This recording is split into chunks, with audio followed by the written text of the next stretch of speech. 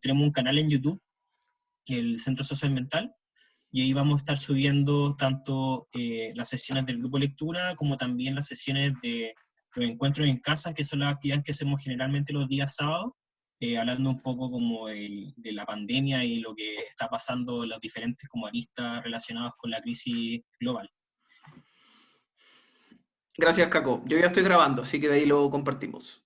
Bueno. Entrando en materia, comentarles un poco a modo de introducción que el texto, o más bien el autor del primer texto, Philip McMichael, es un académico con una larga y reputada trayectoria en estos temas. Él, junto a Harriet Friedman, que es a quien él también se refiere en su artículo, fueron los creadores de este concepto llamado los regímenes alimentarios, allá por fines de la década del 80. Y este artículo, publicado el año 2008, está, digamos, intenta, 20 años después de la creación y del desarrollo de este concepto, que tuvo una alta influencia en los estudios, digamos, más desde las ciencias sociales sobre los sistemas alimentarios globales, intenta dar cuenta de cuál ha sido el impacto que ese, digamos, concepto tuvo, y un poco identificar cuáles serían la utilidad de seguir usándolo, digamos, para hacer el análisis de los regímenes, de los sistemas alimentarios en la coyuntura de ese momento. A modo de también como introducción bien breve, comentar que el artículo está bien influido por el debate alimentario global que se estaba dando en ese momento a nivel global. Es algo que tal vez como ciudadanos chilenos no estamos tan, digamos, no lo tenemos tan en mente, porque la crisis económica del 2008 a nosotros nos pegó bastante menos que a otras partes del mundo, y en particular el fenómeno al cual él se refiere al principio del artículo, que es la aguda alza de precios globales de alimentos que existió para distintos alimentos básicos, como el precio del trigo, por ejemplo, en su momento subió ostensiblemente. No, tampoco se sintió con tanta fuerza acá. Entonces también comentar que eso influye mucho en la orientación del artículo. Dicho eso, bueno, y otra cosa que también me interesaba decir como idea más o menos general, para iniciar el debate, es que cuando McMichael escribe este artículo, también hay que pensar que es hace 11 años, como que a veces nosotros no somos capaces de ver el contexto histórico en que un artículo se está poniendo públicamente, pero la verdad es que esto que hoy día nosotros vivimos a través de las redes sociales, de una cultura de la comida bastante distinta a la que existía hace 10 años, y también los patrones de consumo, como se han cambiado en nuestro país en los últimos años, yo creo que hay que también recordarlo, y la preocupación creciente sobre la nutrición, sobre el origen de nuestros alimentos, sobre la sustentabilidad de la producción alimentaria, es una problemática que estaba muchísimo menos desarrollada en nuestro país hace 10 años, pero que ya tenía incipiente desarrollo en el momento en que McMichael escribe este artículo, perdón. Entonces eso yo creo que también como clave interpretativa es relativamente interesante mencionar. A manera de idea introductoria, para no hablar tanto más, yo quisiera mencionar algunas de las cosas que él plantea como, digamos, uno de los grandes legados que tuvo el concepto de régimen alimentario en su momento y el desarrollo posterior, que son, en primer lugar, historizar el desarrollo del sistema alimentario global, entregarle, ¿qué significa historizar?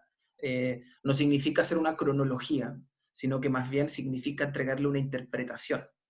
Eso es lo más relevante. O sea, periodificar, identificando actores y proporcionando un análisis crítico de cómo esos actores llegaron a ser los predominantes y cómo actuaron y por qué motivaciones actuaron y de qué manera eso fue construyendo una evolución particular. En segundo lugar, un elemento súper importante que él plantea es que, a pesar de que hoy día, de nuevo, tal vez nos suene un poco extraño, porque en las noticias económicas pareciera que la agricultura o la producción de alimentos no juega un papel tan preponderante como otras industrias, que están más de moda tal vez. Lo que el autor plantea es que la comida o la alimentación ha tenido un rol central en la economía global y en los continuos procesos de crisis, transformación y transición que la economía capitalista en los últimos 2 siglos ha experimentado.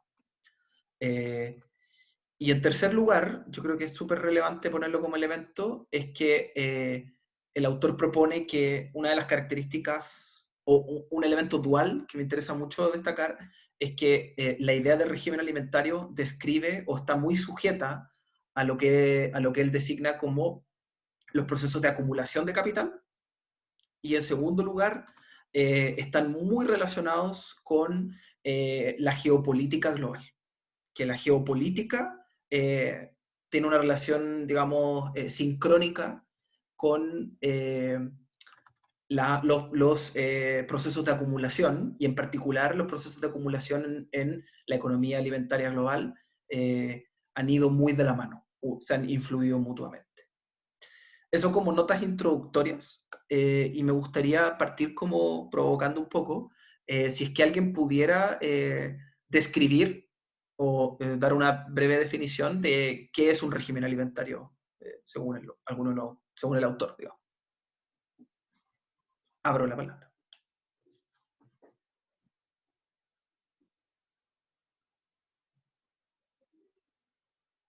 ¿Nadie?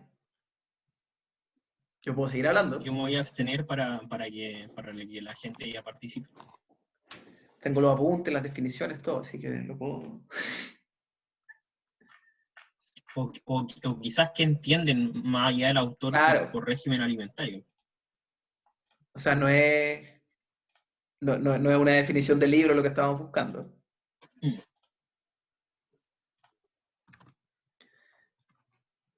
María, María, tú que hiciste un comentario, puedes activar tu micrófono y hablarnos a todos, no hay problema. creo que ella tenía problemas con el micrófono. Ah, perfecto. Bueno, María nos cuenta que dice que son reglas e instituciones dominantes relativamente estables de un periodo. Eso es lo que entendió. Efectivamente, eso es digamos, una definición podría ser operativa del concepto. ¿Alguien más tiene algo que añadir o qué le quedó del texto? ¿Alguien leyó el texto? Javier, ¿no? Sí, o sea, es que de las cuestiones que me acuerdo es que decía que tenía como 2 acepciones, de una de las 2 no me acuerdo, pero la otra es que ocupaba más el concepto como una unidad de análisis o como un marco analítico para explicar algo relativo, digamos, a la producción de comida en general. Eso. Efectivamente. El autor... Perdón, Gaby, dale. No, que solo para complementar, que la sensación que me dio cuando lo leí fue como que era más que una historia de la comida, era como mirar la historia como política global y una economía política global a través de la comida. O sea, tomar la comida como elemento para periodizar la sociedad en su conjunto, con todas sus relaciones de poder, de dominación, más que entender la comida en sí mismo. No sé si me explico.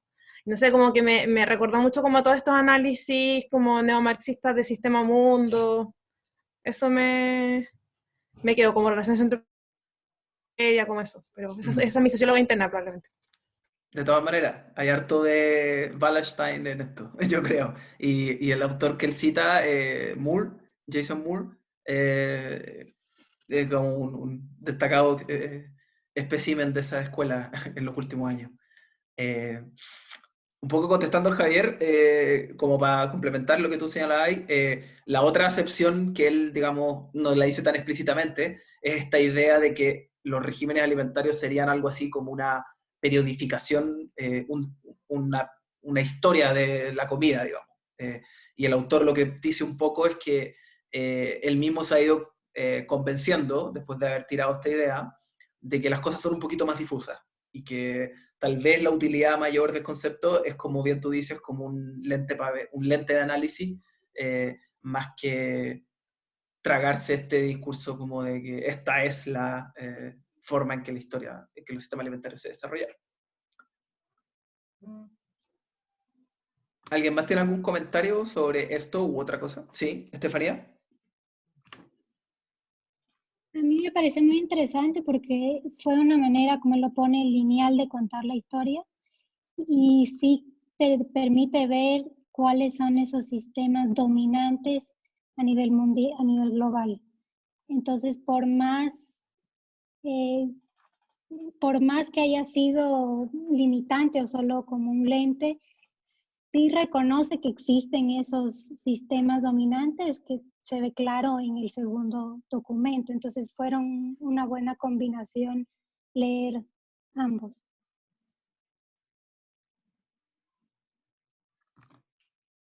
Muchas gracias, Yo, Estefanía. ¿Sí?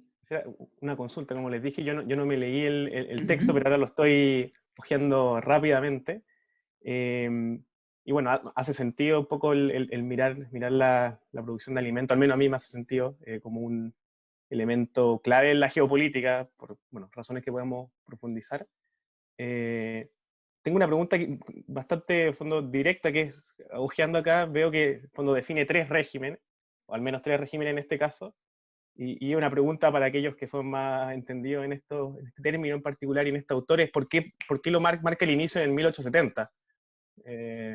Una duda bien puntual, pensando ya que, bueno, dependiendo de la definición que ocupemos de sistema alimentario, como actor o actores políticos, podemos irnos hasta el 10.000 a.C., no sé, y de ahí en adelante.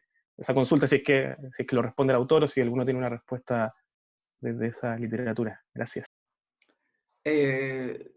Sí, yo, como la respuesta rápida, yo me leí el artículo original en el que describían el concepto, pero me lo leí como hace 4 años, así que puede ser que mi respuesta no sea la correctísima, pero según recuerdo, lo que ellos planteaban eran básicamente 2 cosas. Lo primero es que ellos querían hacer un análisis del sistema alimentario, digamos, bajo el capitalismo, como moderno, digamos, post-revolución industrial, y que es el momento en que se empieza a configurar esto, está muy relacionado con la crisis económica de la década de 1870 y, digamos, el desarrollo ya masivo en Europa de los imperios coloniales. Y que eso es lo que, digamos, la inyección de ciertas tecnologías es lo que permite describir de manera mucho más homogénea un sistema global de flujo de alimentos. Y que es más complejo que los que habían antes, que a veces eran mucho más localizados, en muchos menos productos, y que tenían un rol más pequeño en términos de geopolítica. Eso a grosso modo. Gracias. Bueno, sí, ahora lo pienso, claro, tiene una visión mucho más, claro, post-revolución industrial, me imagino, ahí donde hacen el énfasis. Gracias. De nada, de nada. No sé si alguien tiene algún otro comentario o sigo yo, intentando propiciar el debate. No sé si alguien podría como... Profundizar un poco más ¿Sí? en estos 3 periodos Eso mismo, eso que él iba marca. para allá iba. O José, ¿tú querías decir algo antes? Sí, quizás se complementa. Yo también leí poquísimo, así que tengo dudas. Pero me llama la atención, y quizás está como conectado, al menos lo noté más de lo poco que leí en el primer y en el segundo periodo, como, y me imagino que está muy presente en el tercero también, como de hecho sigue siendo así, cómo está muy vinculado como al al despojo de tierras o a reformas que van quitando cada vez más autonomía, porque quizás no es tanto el poder como comunitario en sí que se arrebatas, pero de la autonomía se genera una dependencia que va como generando estas relaciones de poder que quizás antes no existían. Y como que a mí me interesa saber un poco más sobre cómo en el segundo periodo que menciona,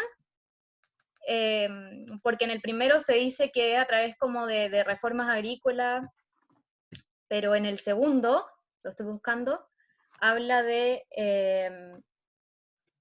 que se empieza a desplazar, que empieza a haber un desplazamiento, digamos, de campesinos, y ahí como que yo, como no seguí leyendo, no sé como cuáles son los mecanismos que más se utilizaron en ese periodo para ir como generando estos desplazamientos, como corriendo quizás a los campesinos y a los pequeños agricultores como de la escena, de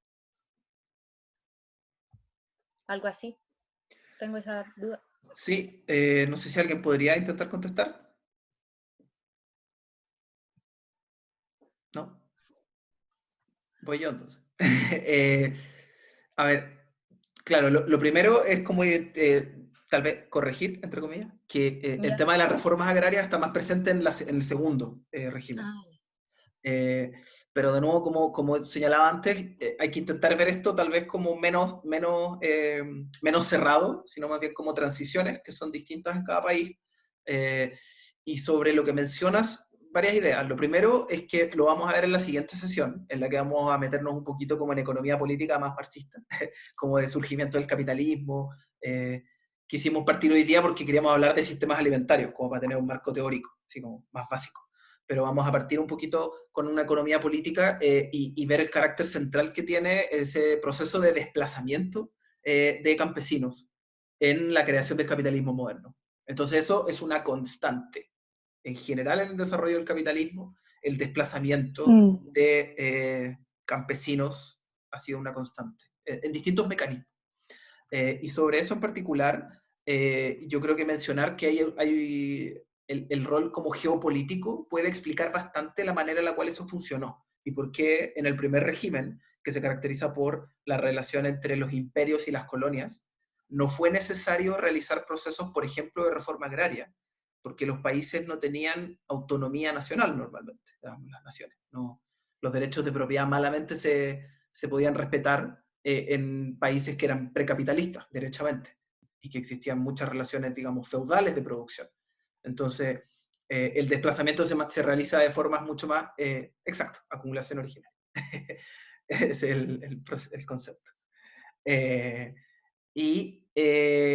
A diferencia de eso, lo que ocurre cuando cambia la hegemonía, digamos, desde los imperios coloniales a Estados Unidos principalmente, es que se fortalece, digamos, este discurso de la propiedad privada y de la reformas agrarias, que obviamente es más complejo que esto, porque hay, digamos, varias corrientes que piden reforma agraria. Por un lado, una visión más progresista, de izquierda, la tierra para el que la trabaja, pero también está esta idea de asegurar derechos de propiedad para propiciar la eficiencia en la producción. Y el aseguramiento de el suministro de ciertos productos para el primer mundo, que normalmente son productos más de lujo en este momento. Entonces, el desplazamiento ahí ocurrió digamos, de otra forma. Y es en el tercer periodo, del tercer régimen, digamos, o digamos el periodo después que se acaba el segundo, como en los 80-90, que empezamos a ver otro tipo de desplazamientos. Y hoy yo diría que el fenómeno no lo señalan tan directamente aquí, pero un fenómeno bien interesante que espero podamos ver en otras sesiones es lo que se llama el land grab, o digamos, traducción literal sería agarrar tierra. Básicamente el proceso mediante el cual los capitales externos adquieren grandes porciones de territorio de países soberanos para producir monocultivo, digamos. Hay toda una línea de desarrollo que vamos a ver en algún momento. Oye, perdón, pero ese agarre ¿qué es como mediante la compra al Estado de un pedazo de tierra? Sí y no. Hay distintos mecanismos.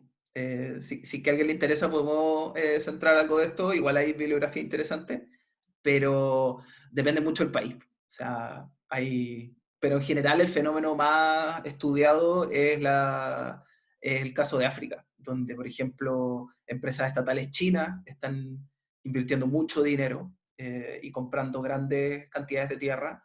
Y claro, en esos casos hay muchos procesos de negociación directa con los estados, con el consiguiente despojo de tierras en las cuales viven pueblos originarios, por ejemplo.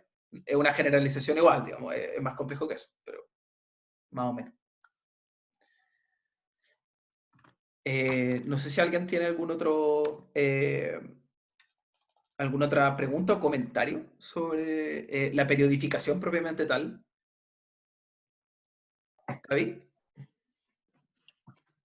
Sí, bueno, no sé si, o sea, lo tiro más como pregunta porque me llamó mucho la atención. Igual el artículo no es tan antiguo, tiene 11 años nomás, pero cuando era así como tentativamente, si es que un sistema emergente a partir de los procesos de financiarización de los 80 en adelante, y como que a mí al tiro me hizo sentido como obvio que sí, como obvio que en verdad, o sea, y quizá ellos estaban como un poco muy encima para verlo, pero creo que los procesos de financiarización de la producción de alimentos y cosas, por ejemplo, como los biocombustibles, que lo encontré súper interesante, de cómo, no sé, gran parte de la destrucción del Amazonas ha sido en nombre de los biocombustibles como alternativa sustentable. Y ahí como todo esa como sobreposición entre lo que es la FAO, lo que es la Organización Mundial del Comercio, y como que esa parte la encontré muy interesante, la había visto puesta en esa perspectiva como histórica y como que siento que lo dejaron como muy en el aire, como quizás era un periodo nuevo, y yo creo que sí un periodo nuevo, y que también como que me faltó, y quizás también tiene que ver con que ahora aparece como un elemento muy importante, el tema del mayor consumo de carne, guiado principalmente por China. O sea, que el hecho de que la clase media china está teniendo acceso a mercados que antes no tenía de carne, y que eso ha sido como de verdad un cambio a nivel de debacle de todo. Entonces, como en India quizás también. esos cambios como en posibilidad de acceso al consumo de alimentos, y estos alimentos como más prestigiosos, no sé, encuentro que son como dos cosas que aparecen con esta perspectiva. Eso. De todas maneras, muchas gracias, Gaby. ¿Alguien tiene algún otro comentario sobre lo que dijo la Gaby? ¿O sobre el texto? Para que esto no sea un pimponeo tanto. Yo feliz de hablar harto. Un monólogo. Yo feliz de hablar harto, como nota me gusta, pero si es que alguien tiene algo que añadir.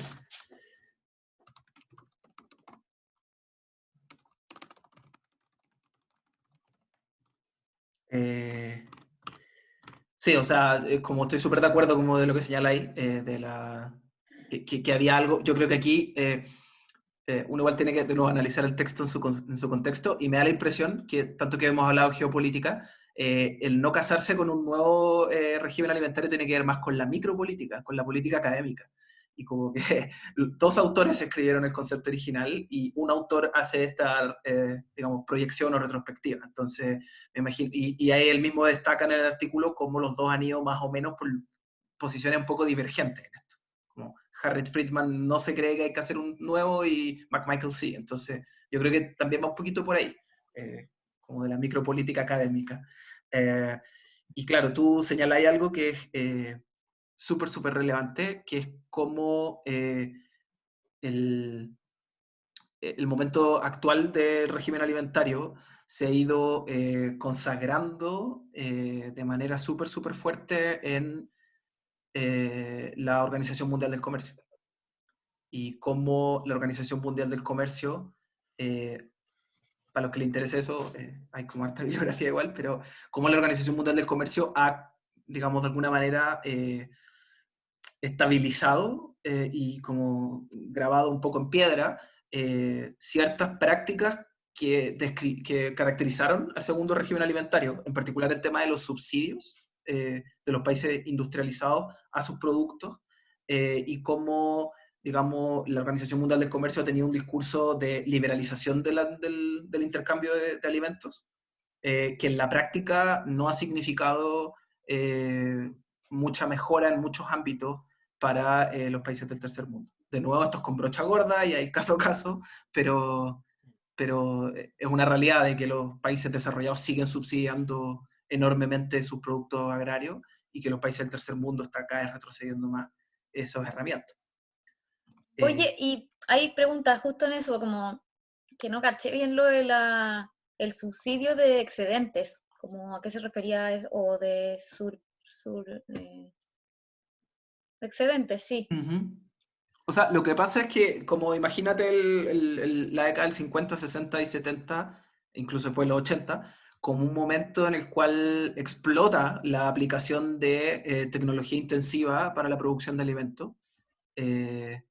Y eso se vio, digamos, en particular en Estados Unidos, se vio aparejado a un proceso de reactivación de la economía por la Segunda Guerra Mundial y la crisis del 29, que en la práctica se tradujo en que el Estado le puso un cerro de plata a los agricultores para que vuelvan a producir.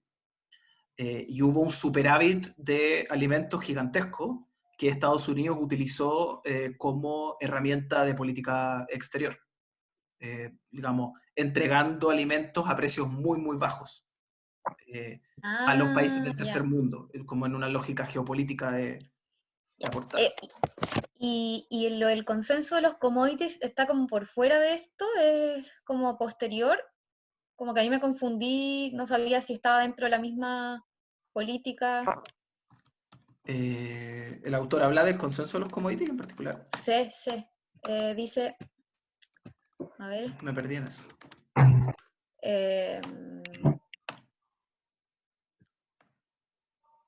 ¿Puedes buscarlo? Sí, estoy... Espérenme. O sea, mira, que igual, solo como no sé si no sé si tú manejáis, o el resto, pero commodity es la palabra para mercancía. Y aquí no se utiliza en el significado que tradicionalmente se le da como digamos, en el debate público en Chile, que es como a apuntar a los recursos naturales. Sino más bien aquí se refiere a productos vendibles en el mercado.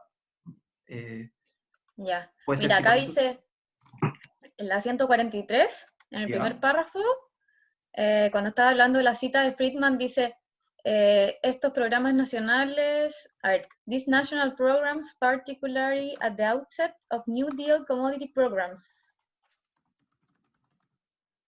Como que ahí está hablando de eso, ¿no? Del consenso de los commodities.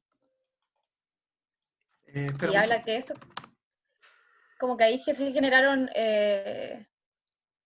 como estos excedentes crónicos. Sí, claro, efectivamente. O sea, como digo, el New Deal, la reactivación de la economía gringa, le mete como mucho subsidio a la producción para revitalizar la producción alimentaria. Eso es, básicamente. O sea, cuando se refiere a eso, se refiere a los programas. Pero ojo que el concepto de consenso de los commodities refiere a otra cosa también, que lo desarrolla Marista Las Vampas. Ya, pero lo traduje mal entonces. Ahí no está hablando del consenso de los commodities. No, por eso te decía. Ah, ya. No, hablando por más eso bien no es como lo mismo, no lo confundas. Sí. ¿Y cómo se traduciría esto? Mercancía. Esa es la traducción literal. Ya, perfecto. Ya, gracias. De nuevo, como un concepto marxista en su origen. Se me aclara, porque ahí se me estaban mezclando esas dos cosas entonces. Sí, el lenguaje juega a veces malas pasadas. Maldito English. Hoy una consulta, de nuevo, voy a recalcar que yo no me leí el texto, entonces puedo que esté disparando a otros lados, pero entendiendo de que en fondo este es un texto que es una crítica claramente al sistema alimentario que se ha ido desarrollando bajo lógica capitalista o capitalista, neocapitalista, o crony capitalism, como le... me imagino que hace, o pregunto, hace énfasis o destaca o habla de cómo también, un poco como respuesta a este movimiento que ha tenido el sistema alimentario y el sistema económico en general, al rol de las organizaciones sociales, que un poco nacen muchas en respuesta también a un poco a estas dinámicas que se dan, y en el fondo juegan hasta el día de hoy un rol clave en plantear nuevos sistemas o respuestas, o bien a veces alternativas, o también en el fondo formas de adecuar el modelo existente. No sé si hace alguna discusión al respecto, lo rescata, porque en el fondo, pensando como en actores en la geopolítica de la alimentación, claramente la sociedad civil, no sé, la Vía Campesina y otras organizaciones en fondo juegan un rol súper clave como en la defensa de la seguridad alimentaria, la soberanía alimentaria, más bien en ese caso. Planteo otra pregunta. ¿Alguien quiere contestarlo? Igual también eso habla mucho en el segundo texto que vamos a ver. ¿Nadie quiere contestarlo? Lo contesto yo. Lo que Sí, yo puedo Estefanía. añadir es que sí, que mencionan que hay en este documento, lo ven como que empieza a haber una división o dos caminos, ¿no? El convencional, que es el que tú mencionas, y luego este otro camino que es más agroecológico, y es una respuesta como mencionaron antes, a esta crisis que hay en el 2008, donde sí empiezan a haber movimientos y una esperanza de una transformación o una transición. Y eso es lo que a mí me queda en la cabeza, es, ya han pasado unos cuantos años desde el 2008, pero siento que esos movimientos o esa alternativa que tú mencionas, no logramos verla del todo. Leyendo luego el segundo artículo, que es en el 2018, 2019, que todavía ves que este otro camino, que es el dominante, tiene muchísima fuerza, y el otro camino, este alternativo, no se evidencia tanto.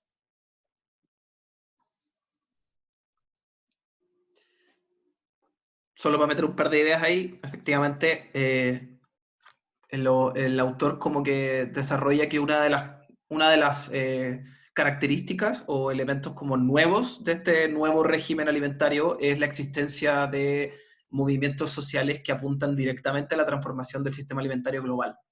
Lo cual obviamente no significa que antes no haya habido activistas por este tema o gente que se haya politizado, pero sí que estamos viendo por primera vez como lo que uno podría llamar un movimiento alimentario global, caracterizado por muchos actores de distintos elementos. Él tiene un artículo súper bueno sobre soberanía alimentaria, que es más o menos unos años después. Bien bueno como para ver ahí la genealogía del concepto, obviamente desde el mundo desarrollado, también hay todo desarrollo en la literatura más cercana a nosotros. Solo mencionar que él desarrolla una idea que a mí me gusta harto, que caracteriza como que lo que mueve, o una de las interpretaciones que podría plantear esta acción de los movimientos sociales, es la contraposición entre la idea de food from nowhere a food from somewhere. Como básicamente lo que uno consume no sabe de dónde viene, y digamos, el camino que unifica todos estos movimientos es como saber de dónde uno viene y quién lo produjo, bajo qué condiciones, etcétera, etcétera.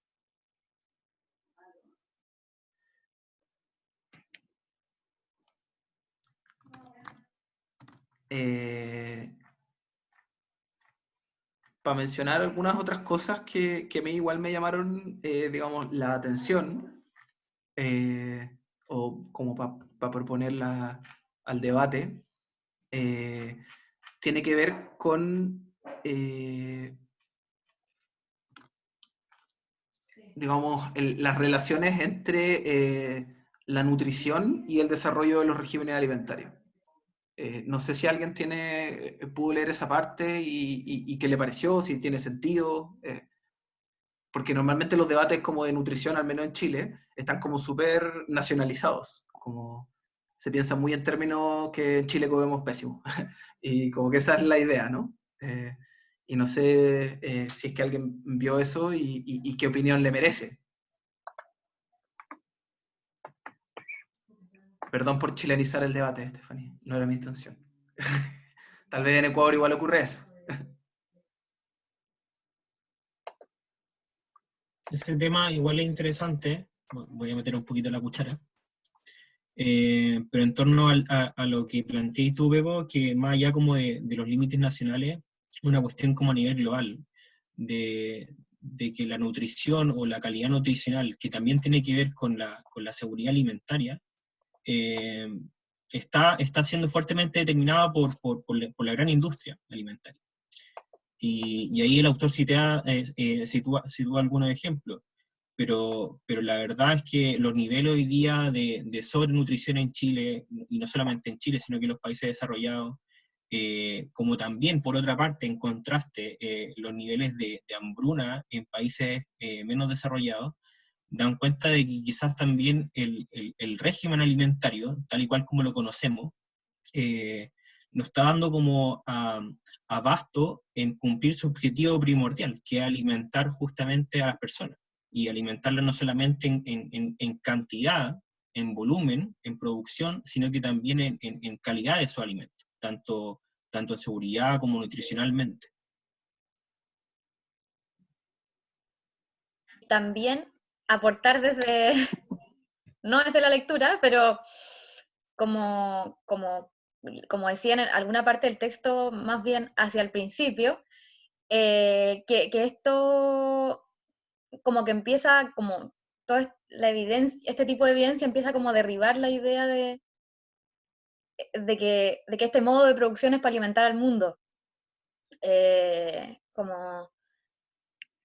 Bueno, el otro día, yo cuento anécdotas, pero no sé, por ejemplo, mi papá empezó como a hablar de una galla que le cargó porque esta galla estaba hablando de producir orgánico, y él me empezó a hablar del daño que ella le hacía al mundo, ¿cachai?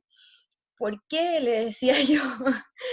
Y me decía como, porque ella no entiende que de esa forma no se alimenta el mundo. Como esa forma orgánica de producir no alcanza, es más difícil, es más caro, y entonces va a haber como hambre, que en realidad es lo que pasa ahora, y con las grandes transnacionales teniendo la mayor parte de las tierras. Se supone que ya se debería haber solucionado. Entonces como que ahí lo que se empieza a hablar es que no es un problema, es un problema de distribución, no de cantidad de producción, porque la verdad es que se pierde mucha comida. Entonces, y ahí como que me entra la duda, como, ¿es solo un problema de distribución? Es decir, si estuviera equitativamente distribuido lo que hay, ¿estaríamos bien nutridos igual? Y probablemente no, porque tenemos problemas como de la calidad del alimento y de obesidad que no tienen que ver con cuánto alimento tienes. Bueno, eso como para que discutamos. Comenten. ¿Alguien quiere sumarse al debate? Gaby. Sí, que yo encuentro que lo que dijo Josefina es súper, súper importante, porque siento que cuando uno llega a este nivel como de entender la relación entre lo nutricional y los alimentos, muchas de las narrativas que existen no solo en la producción de alimentos, sino que en general, como sobre la superación de la pobreza, las narrativas del progreso y de como todas estas cosas bien desarrollistas que nos dicen como, bueno, pero ¿acaso no te gusta que hoy día mucha más gente viva sobre la línea de la pobreza y esté mejor que antes y que la gente no se muera de hambre? Es como, claro, uno los indicadores que la gente ahora tiene más dinero para comprar comida, pero lo que eso significa es que tiene más poder adquisitivo para comprar alimentos ultraprocesados, envasados, que los hacen obesos, pero que no los nutren. Y a cambio han perdido su sistema autosustentable, el dominio de la tierra y la producción como pertinente de la tierra que existió por mucho tiempo. Entonces, cuando uno como que desgrana lo que está detrás de estos indicadores, se puede ver de que bajo este manto o esta superficialidad de progreso o de mejoras de calidad de vida existe un empobrecimiento tremendo. Entonces, siempre, o sea, yo siempre creo que es un buen ejemplo para repensar estas narrativas que tenemos. Y me acuerdo que hablamos también de esto con Manuela Cubi, de la FAO, que la entrevistamos para nuestro podcast del mes pasado, y que hablábamos precisamente de eso, como de lo difícil que era hacer notar de que existía un problema en los sistemas agroalimentarios muy profundo, porque la gente ve que como que hay mucha comida disponible y como que nos llevamos muchas cosas a la boca, que es verdad, pero estamos terriblemente malnutridos. Entonces, eso era como una disonancia cognitiva, porque en el fondo como que tenemos toda esta grasa y este azúcar que se va para adentro, que nos satisface, que nos deja como empachados, pero no estamos nutridos. Entonces, eso para ellos era como muy difícil de cómo transmitir que eso era un problema real, un problema de malnutrición, a pesar de que podamos estar cortos. Entonces, eso, es muy, muy clave esa dimensión nutricional. Oye, y me meto la cuchara también.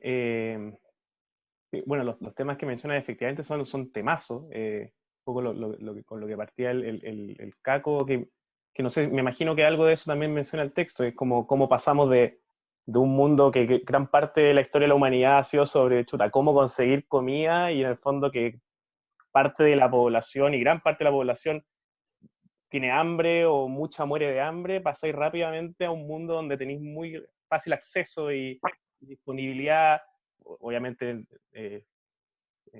teniendo ciertos poder adquisitivo, pero de todas maneras se generaliza mucho más el acceso al alimento, y pasáis a casos súper raros, o, entre comillas, como efectivamente países donde tenéis gente muriéndose de hambre y gente muriéndose de gordo, ¿sí?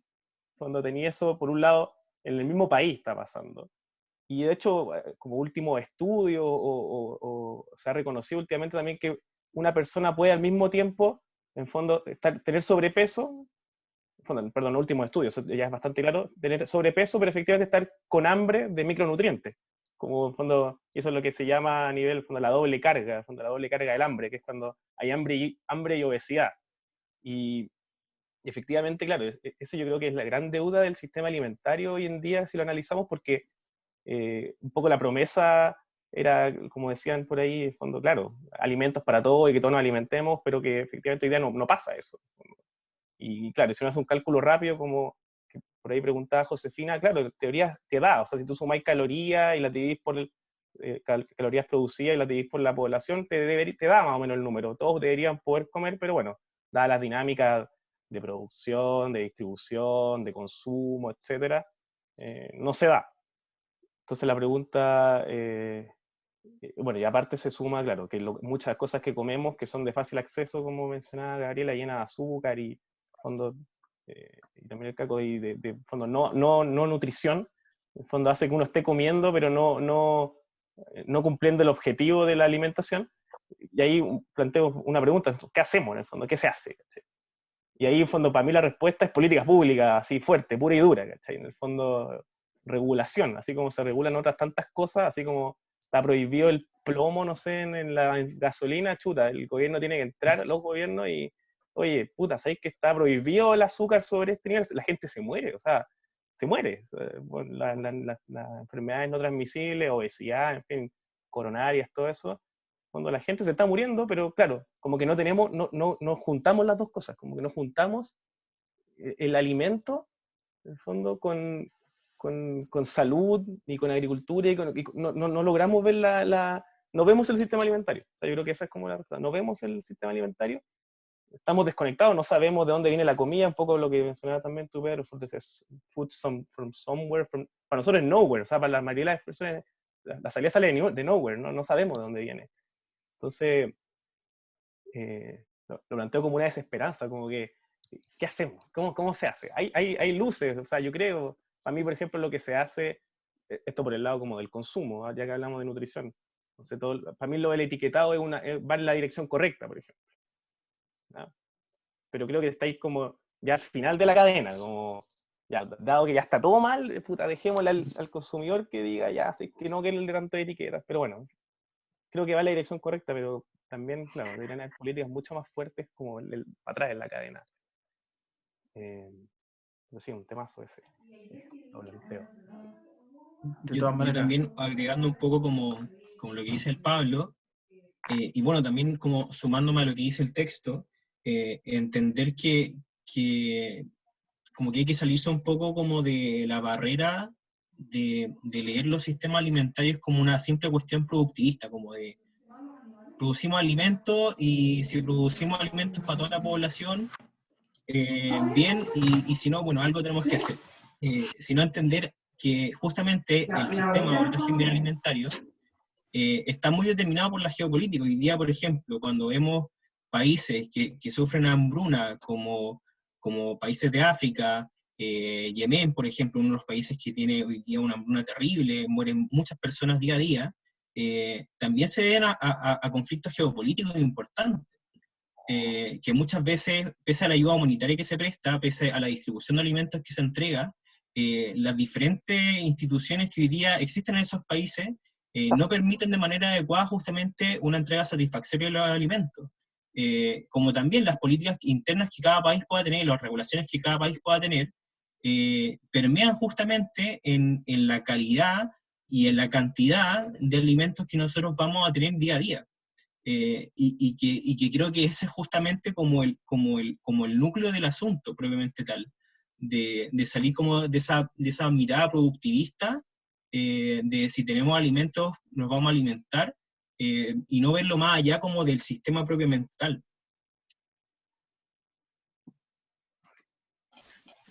Gracias, Caco. A modo de telegrafeo, algunas ideas que se me quedaron también. José, yo creo que puedes mandar a leer a tu papá después de este año. Porque muchas de estas cosas las tenemos en el programa. Vamos a tener buenas lecturas sobre cómo entender mejor sobre nutrición, cómo, digamos, alfabetizarse un poquito sobre nutrición, que es un temazo, pero vamos a ver un poquito. Cómo medir también la sustentabilidad de los sistemas alimentarios, también vamos a ver al menos algunas claves de eso.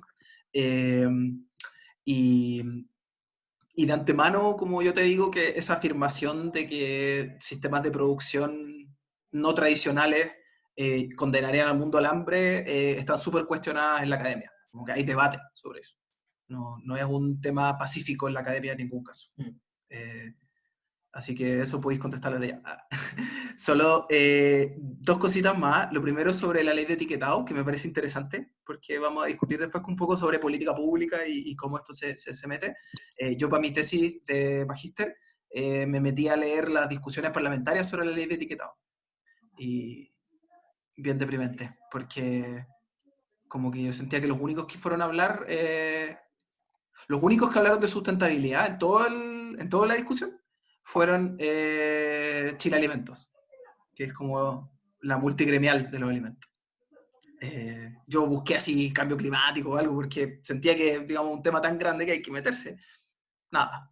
Y fueron los únicos que un poco plantearon el tema. Y el resto, nada. Y claro, como ni siquiera nadie mencionó ni siquiera la idea de prohibir derechamente ciertos niveles, siempre fue indicativo. Y para finalizar, una cosa que me parece relevante, también un poco jugando con la idea de lo que señalaba la José, de tal vez la perspectiva que hay y la realidad que hay sobre el consumo de productos alimenticios orgánicos o de agricultura no tradicional, aunque en realidad es la más tradicional.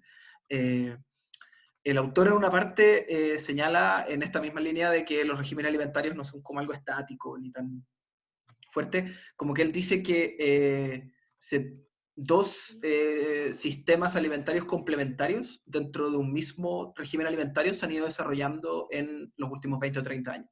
Por un lado, tenemos alimentos frescos, relativamente no procesados, con bajo uso de instrumentos químicos, y por otro lado, altamente, digamos, mercancías comibles, altamente, digamos, pensadas ingenierilmente,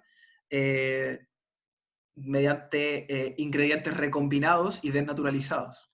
Y esos son los dos sistemas alimentarios que están conviviendo. Y lo que él señala que es un riesgo súper relevante, y también hay harta literatura interesante sobre esto, es cómo los sistemas que a veces vemos como alternativos y positivos, el consumo orgánico, también hoy en día es parte de los procesos de acumulación de capital. Como han sido internalizados por muchas empresas, incluso empresas transnacionales, digamos, como eso también es un mercado. Eso, digamos, en general sobre el texto. Estamos llegando a las 8, así que no sé si alguien tiene algún comentario extra o duda. Yo. Adelante. Sí, lo que pasa es que lo leí así como muy por encima, entonces no me atrevo a hablar mucho, pero estaba pensando, no sé si en la parte de la nutrición o en otra parte de este concepto se habla sobre quizás como la diversidad de la comida. No sé si diversidad de la comida es un buen concepto, o no sé si biodiversidad se aplica a esto, pero estaba pensando como cada vez más comemos lo mismo, si bien como que nos bombardean con cosas de distintos lados. No sé, pensando en la papa, estamos comiendo lo mismo, las mismas manzanas, los mismos plátanos. Estamos cada vez como más reduciendo la diversidad, ¿no?, de los sistemas alimentarios, o eso por lo menos lo que veo yo. Estuve en Colombia y comía manzanas de Chile y no me di cuenta hasta meses después de que estaba allá, de que estaba comiendo manzanas de Chile cuando había manzanas criollas. Y las manzanas de Chile eran más baratas en el supermercado, entonces era como muy loco. Bueno, lo mismo yo pensar con otros ejemplos de alimentos, entonces no sé si dice relación con este concepto como de sistema, como capitalista de acumulación en cuanto a reducción de diversidad respecto a lo que comemos. Sí, sin lugar a dudas. Como está telegrafiado ahí en el artículo igual, como habla de tantas cosas, precisamente en relación a las esperanzas que vemos en los movimientos sociales, los movimientos campesinos, se habla de que en los últimos años había una mayor relevancia de la defensa de la biodiversidad como un elemento crucial en la nutrición, en el amplio entendido de la nutrición, no solamente como de comida nutritiva, sino el proceso de nutrir a la gente. Y claro, la idea de diversidad yo creo que también está súper relacionada a algo que ellos también mencionan, que es la idea de dietas balanceadas, o sea, dietas diversas. Como, que la mejor dieta o la mejor recomendación nutricional es tener una dieta balanceada, que puede sonar súper obvio, pero en todas las guías, digamos, de alimentación globales suele decirse coma diverso, distintos nutrientes, la mayor cantidad de productos posible y lo menos procesados posible. Eso es como la guía así, base, si uno pudiera resumirla. Entonces, por esos dos lados, hay menciones en el artículo de eso y son temas que también vamos a estar tratando en siguientes sesiones.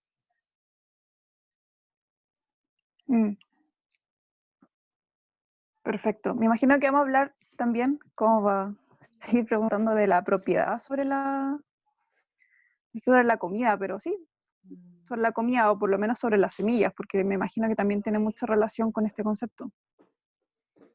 De todas maneras, la idea nuestra es en la próxima sesión tener como una discusión, como les decía, un poquito más como más centrada en la unión origen del capitalismo, origen de la agricultura y desarrollo de eso.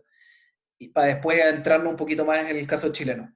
Y ahí vamos a meternos de lleno en la reforma agraria y en los fenómenos más contemporáneos relativos como a la propiedad sobre la biodiversidad. Eso, no sé si alguien tiene otro comentario sobre el texto para dar paso al segundo. ¿Qué les pareció el texto a los que lo pudieron leer? ¿O qué les pareció la discusión? ¿Tiene utilidad el régimen alimentario? Bueno, parece. A mí me sirvió muchísimo para mi tesis. Me aclaró muchas cosas. Así que se los recomiendo. Muy interesante, lo voy a leer. Bacán, bacán. Veamos con el segundo texto. Bueno, alguien, pregunto, ¿tuvo la oportunidad al menos de leer como a modo general el segundo texto? ¿Sí? Gaby, Javier, Estefanía, la José no. Bueno, Sí, a modo muy general. El Pablo, no, pero no importa, el Pablo cacha.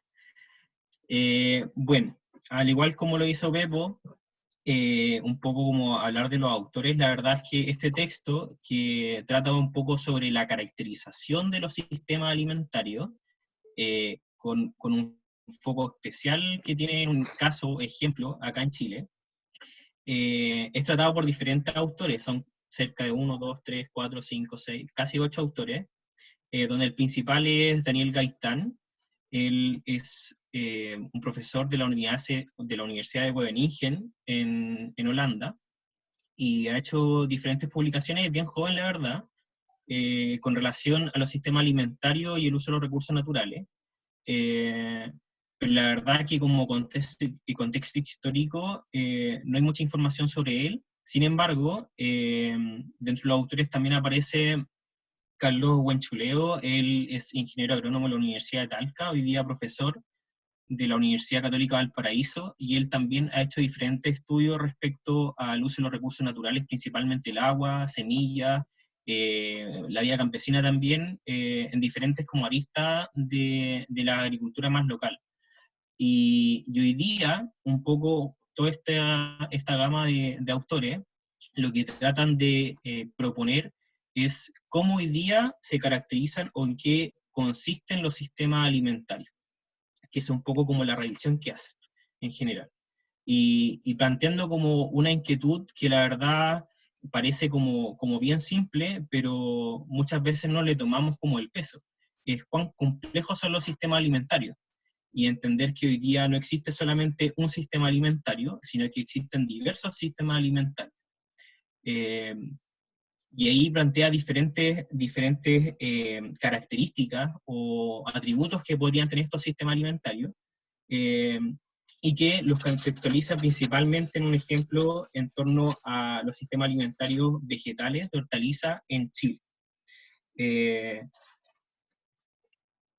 ¿Alguien tiene algún comentario que quizás quiera como iniciar, que le haya llamado la atención al texto, antes de que yo pueda como continuar un poco más con la revisión de la lectura? ¿O que entendieron como por sistema alimentario?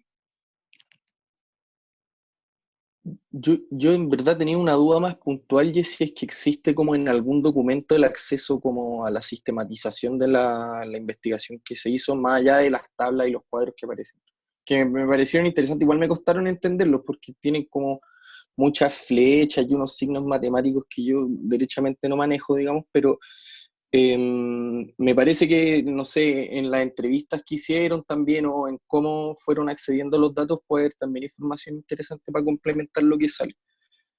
Claro. Eso. Yo en particular no tengo ese dato, pero podría averiguarlo. Sí tengo una publicación de otra autora que te puedo compartir respecto a la caracterización de los sistemas agroalimentarios, principalmente de hortalizas acá en Chile, en el último tiempo. Así que ahí te la puedo mandar por interno. Pero siguiendo un poco más con la discusión, lo que plantean los diferentes autores es que los sistemas alimentarios finalmente, al igual como se puede analizar con el concepto anterior del régimen alimentario, es una interacción de diferentes actores a través de una cadena que buscamente poder generar los alimentos de los sistemas agrícolas. Y como resultado tiene una serie de objetivos que van en torno a la seguridad alimentaria y la nutrición, la seguridad del medio ambiente y el bienestar social. Y ahí plantea, y se agarra un poco como el texto del autor anterior, sobre los regímenes alimentarios corporativos, cómo hoy día determinan justamente los intereses de la industria agrícola, la mayor industria agrícola, cómo interactúan los diferentes actores de los diversos sistemas alimentarios en un territorio dado y en un tiempo dado. Y que esos diferentes paradigmas justamente se centran o básicamente en un régimen alimentario capitalista, donde el paradigma es un paradigma productivista, donde la producción fuertemente está estandarizada y donde también se dejan de lado ciertos objetivos sociales o objetivos ambientales.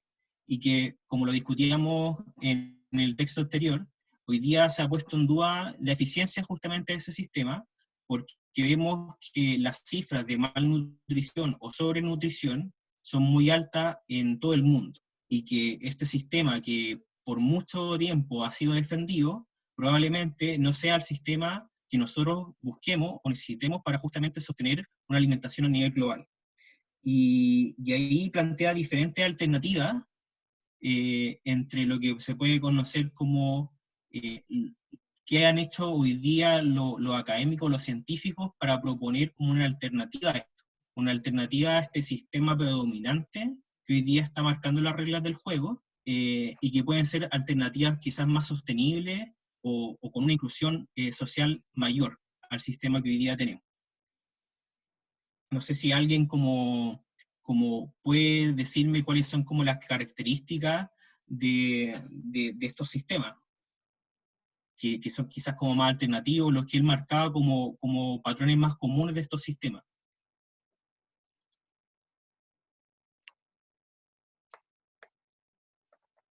¿No? Bueno, no importa. Él plantea, o los autores plantean, que hoy día necesitamos como un sistema sostenible que también se base no solamente en lo medioambiental, sino que también en lo social. Y todos los sistemas, independientemente sean más enfocados en la producción o que tengan una intensificación más ecológica, necesitan tanto innovaciones que sean tecnológicas como innovaciones que no sean no tecnológicas. Y ahí es importante cómo hoy día, en el último tiempo, han salido como respuesta diferentes sistemas de producción agrícola o diferentes sistemas alimentarios, y que un poco yo acojo más como, o asocio más a un concepto que es la agricultura moderna. Hoy día, si ustedes ven en diferentes partes, tenemos sistemas hacia el uso de los recursos naturales de manera más eficiente, al uso de, por ejemplo, de mayor tecnología, con la agricultura de precisión, a agricultura climáticamente inteligente, también el uso de biotecnología para poder tener cultivos que sean resistentes al cambio climático, a diferentes plagas. Todo eso se empaqueta en una serie de elementos, tanto tecnológicos como sociales, y que están insertos en una agricultura más moderna, que o se ocupa justamente ese concepto de agricultura moderna, pero que a juicio de los autores y a juicio que también de otro académico, cuestionan que esta agricultura sea realmente una solución a los problemas que hoy día el sistema está presentando, y cuestionan qué tan sostenible o qué tan disruptiva o qué tan radical son los cambios que están presentando estos sistemas agrícolas alternativos. Quizás como un poco como que se toman un poco la agenda social y medioambiental y simplemente incorporan cambios al sistema en función de la necesidad del mismo, pero realmente no aplican un cambio que sea más radical. Y ahí en contraparte surgen quizás otros sistemas que están un poco más alejados de este régimen alimentario corporativo, que son ecosistemas de nicho, o sistemas de nicho, y que se refiere justamente a sistemas que son, por así decirlo, desde mi punto de vista, de una perspectiva más agroecológica o de permacultura, donde el incentivo está justamente en la intensificación ecológica, en tener sistemas más sostenibles, pero que también tengan una mayor inclusión social. Y ahí el autor o los autores finalmente, en este juego de identificar cuáles son los diferentes sistemas alimentarios, plantean que existe hoy día dos brechas de conocimiento súper importantes que hay que atacar. Uno, que muchas veces los sistemas alimentarios están enfocados solamente a nivel productivo, a nivel de granja, y muchas veces no se toma en relación a las innovaciones que se necesitan o los cambios que se necesitan, tomar en cuenta a los diferentes actores de la cadena, ya sea los actores de la cadena de valor, que pueden ser los comerciantes, los distribuidores, los mismos consumidores, como también a las diferentes agencias o instituciones que participan justamente en la promoción, en la adopción o en el apoyo a ciertas prácticas que podrían hacer más sostenible el sistema.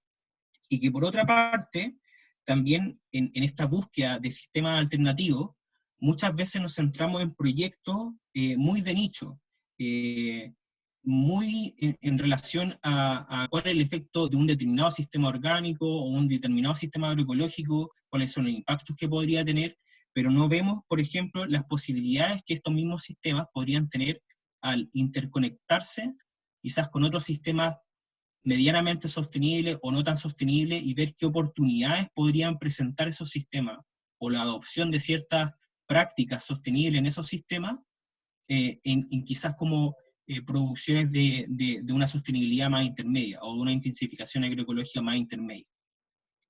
Y ahí plantea un marco general, que no me quiero como adentrar mucho en eso, pero un marco general para poder caracterizar justamente esos sistemas alimentarios, que va con un enfoque multinivel, que se ocupa en diferentes áreas de las ciencias, tanto naturales como sociales, y lo que hace él es identificar 3 niveles en los cuales se relaciona o interactúa este sistema alimentario, ¿ya?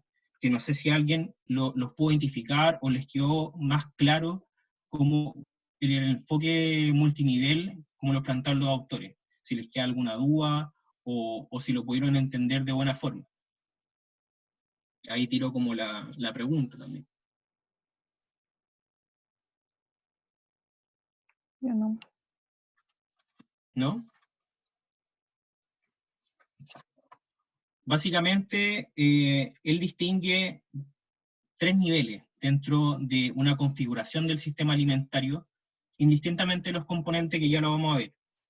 Pero uno es quizás el nivel más medio, que es el régimen sociotécnico, son las diferentes interrelaciones que pueden existir, tanto entre elementos sociales, que pueden ser, por ejemplo, cómo es percibido un cierto nivel de agricultura, cuál es la identificación que tienen los consumidores respecto a la calidad de los alimentos, a la sostenibilidad de los alimentos, los mismos movimientos sociales o las mismas agencias del Estado o agencias públicas, cómo ven la agricultura, y también elementos técnicos que dicen relación con cuáles son los avances tecnológicos que tenemos en la producción agrícola, tanto de pasar a una agricultura más eficiente en el uso de recursos naturales, como tener mayor productividad. En ese juego de regímenes sociotécnicos, se mueve por el general los sistemas alimentarios a nivel global. Y muchas veces esos sistemas, o como plantean los autores, están muy determinados por lo que hoy día puede ser la gran industria alimentaria. Tengo ahí mi sobrina, no sé si la escuchan, que está llorando. Pero están determinados por la gran industria alimentaria, por los intereses de la gran industria alimentaria, que a juicio de los autores es una agricultura que es muy industrializada, que es muy estandarizada, y que deja de lado aspectos como la sostenibilidad de los ecosistemas o también la inclusión social. Y dentro de este patrón como de regímenes sociotécnicos, que es donde se mueven los sistemas dominantes, los cambios que uno puede hacer dentro del sistema son más bien cambios incrementales, en el sentido de que van en relación, por ejemplo, a cómo podemos aumentar la producción, o cómo, por ejemplo, podemos incluir a otros actores en la cadena, o cómo, por ejemplo, podemos hacer frente a algún problema en tanto el uso de los recursos naturales, como puede ser, por ejemplo, el uso del agua. Pero no plantea un cambio más radical a lo que puede ser la sostenibilidad del sistema, o una intensificación más ecológica del sistema, o una inclusión mayor de la sociedad. Y ahí lo que plantean los autores es que hay ecosistemas de nicho, o sistemas de nicho, que son sistemas donde están más protegidos y se promueve una cierta innovación más disruptiva, más radical en torno a los sistemas alimentarios, por ejemplo, sistemas agroecológicos o sistemas de permacultura, pero que muchas veces no tienen la fuerza, dado las fuerzas del sistema, no tienen la fuerza para poder hacer cambios más abruptos en lo que sería el sistema dominante. Y cuando tienen esa fuerza es cuando lo que plantea él, o lo que plantean los autores como un tercer elemento, o un nivel, perdón, es cuando hay ciertas tensiones dentro de los sistemas dominantes, o fuera de los sistemas dominantes, que permiten una ventana de cambio. Y ahí, por ejemplo, mencionan, por ejemplo, el efecto del cambio climático, el efecto de alguna crisis social, que cambian las percepciones de tanto los elementos sociotécnicos y las oportunidades que tienen estos elementos para poder abrir una ventana, y que los elementos más de nicho, los niveles más de nicho, la agricultura, por ejemplo, con una intensificación orgánica o una intensificación agroecológica más potente, o una inclusión social más potente, puedan promover un cambio mayor en el sistema dominante. No sé si alguien tiene como alguna percepción de eso. para no hablar todo yo. Estefanía. Solo para ver si entendí, entonces lo que sería es primero el socio técnico, que es el dominante, que es el meso, y luego hay los de nicho, que son los más pequeños que no logran hacerle contrapeso a este sistema dominante, y luego este socio técnico macro es el que está en transición. Claro, son más que nada, son tendencias que se dan dentro del sistema alimentario, que pueden corresponder a cuestiones políticas, pueden corresponder a cuestiones ambientales, pueden corresponder a cuestiones sociales, que abren una ventana para estos sistemas o niveles más de nicho, de poder hacer un cambio dentro de los sistemas que son más dominantes. Y ahí, por ejemplo, quiero justamente pasar a esto, de que hoy día, un poco como agarrándose del texto anterior, tenemos este sistema que promueve hoy día una agricultura convencional, y que quizás los cambios que promueve hoy día la agricultura convencional, en términos socioambientales, no son tan radicales, que son más bien, por ejemplo, cómo hoy día resolvemos estos problemas más internos, pero con un sentido incremental, de cómo poder incrementar una productividad, o cómo resolvemos la eficiencia de un determinado recurso, pero manteniendo el sistema, no haciendo un cambio más disruptivo en torno a la sustentabilidad del mismo. Y ahí, en esa tensión, cuando se producen estos cambios a nivel macro, estas tensiones a nivel macro, surgen diferentes sistemas alimentarios. Que eso es lo interesante un poco del texto, de que, por ejemplo, ya no está solamente un sistema estrictamente agroecológico, sino que también puede estar, por ejemplo, un sistema quizás más convencional, pero que tenga, por ejemplo, ciertos elementos de agricultura orgánica, o ciertos elementos agroecológicos, que permitan de alguna forma permear el sistema general o el sistema dominante, haciendo un cambio que quizás puede ser radical o no, pero que ahí se van configurando diferentes sistemas alimentarios, sistemas que los autores fijan de acuerdo a unos ciertos parámetros, pero en torno al final del texto mencionan que se basan un poco en el volumen o en la cantidad de alimentos que uno puede producir, o el que el sistema puede producir, y también en la interrelación que pueden existir entre los diferentes actores. Y la intensificación ecológica, traducido en un sistema más ambientalmente sostenible, que pueden significar esos sistemas. Entonces, como para bajarlo un poco más a tierra, estas interacciones que existen entre los sistemas alimentarios, o entre las diferentes alternativas de sistemas alimentarios que hoy día tenemos, nos entregan un abanico de sistemas que hoy día podemos reconocer, ¿ya?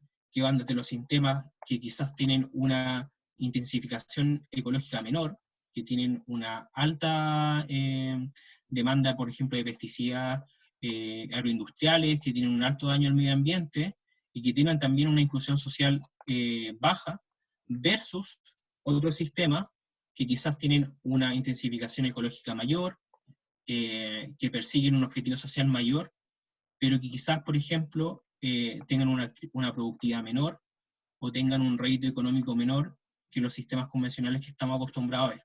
Y ahí se entraman una serie de sistemas que están en el intermedio, que se producen cuando justamente se abren estas oportunidades de cambio, y se mezcla un poco lo que son los sistemas más de nicho, de nivel más de nicho, con los sistemas de nivel más dominante, y permiten permear o hacer un cambio más profundo, ¿no?, dentro de los sistemas que hoy día tenemos. Que no sé si ahí por ahí les quedó claro un poquito más. Oye, pregunta, el tema de que sean de nicho es como porque como de hecho son, como actualmente son como pequeños, no se practican de forma masiva, o también como que refiere a la dificultad de su expansión, como que ven una poca posibilidad de que un sistema de producción orgánico llegue a ser masivo, o de producción agroecológica. Claro. Ahí lo que plantean los autores es que, estando estos niveles quizás más de nicho o micro, este régimen sociotécnico que puede ser un nivel meso, y como lo plantean los autores, un nivel más de paisaje o más elevado sociotécnico que hace interferencia con estos dos niveles más bajos, lo que plantean son que todos estos sistemas dominantes de nicho o más híbridos tienen elementos en común, y que van tanto en la producción agrícola como las cadenas de valor y las estructuras de apoyo que existen en los sistemas alimentarios.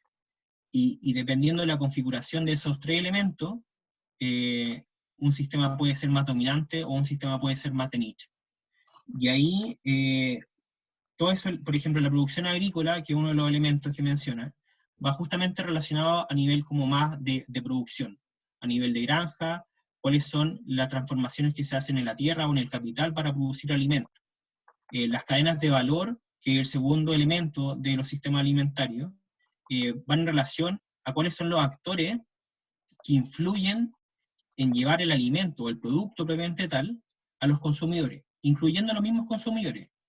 Y también las estructuras de apoyo, que pueden ser instituciones públicas, instituciones privadas, los mismos productores o los mismos consumidores, que interfieren en el desarrollo del sistema, en el desarrollo de la cadena de valor, y pueden promover, pueden favorecer, pueden capacitar en ciertas,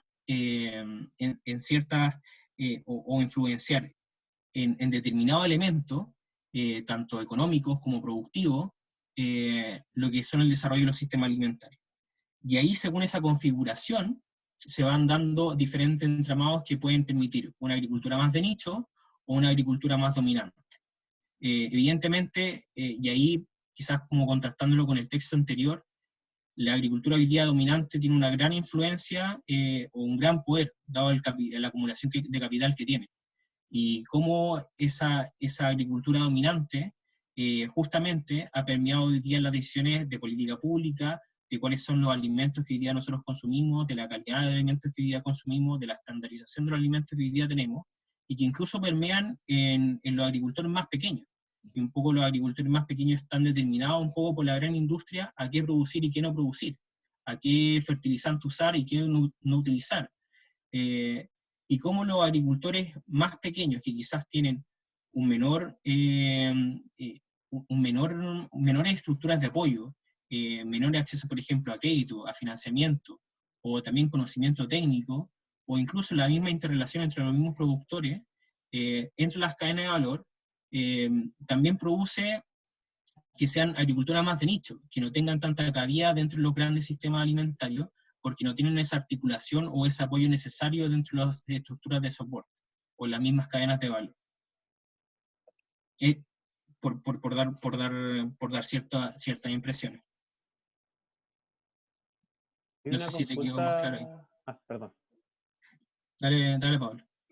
Que una de las cosas que al principio mencionaba, y no sé si lo recoge dentro de esta conceptualización que hace como de los distintos sistemas alimentarios y un poco las ideas que plantea, al principio como que desechaba las ideas de la innovación, o eso entendí de la explicación, como que hablaba de estas innovaciones tecnológicas y no tecnológicas, pero que estas finalmente estaban como al servicio del sistema dominante, y ahí me planteo la pregunta, de fondo, la conceptualización desecha entonces como la innovación como una forma de generar estos otros sistemas alimentarios, no lo vuelva a revisitar porque tiende un poco a estar en contra, de fondo, tendiendo a pensar de que, bueno, efectivamente ciertas innovaciones tecnológicas probablemente sí vayan a intensificar sistemas de producción como dominantes o imperantes hoy día, también pueden ser como puertas a actores como menos poderosos, por así decirlo, a competir, por así decirlo. Ahora, estamos hablando obviamente bajo la misma lógica, pero a ser más relevante dentro de las cadenas de valor, un poco que también estáis mencionando. No sé si habla al respecto o lo deja fuera de la conceptualización el tema como de las innovaciones, tanto tecnológicas como no tecnológicas. No, de hecho es parte fundamental como de lo que buscan finalmente los autores es plantear por así decirlo, como una metodología o un mapa conceptual de cómo podemos transitar a sistemas alimentarios más sostenibles, de cuál es como la vía, por así decirlo. Y ahí, respecto a las innovaciones tecnológicas como no tecnológicas, lo que al menos a mí me queda como del texto, es que tanto estas innovaciones que se pueden dar de manera más radical, por ejemplo, hablando de la intensificación ecológica, o de producciones más agroecológicas, por ejemplo, en los sistemas más de nicho, pueden de alguna forma permear y ser recogidas en los sistemas más dominantes.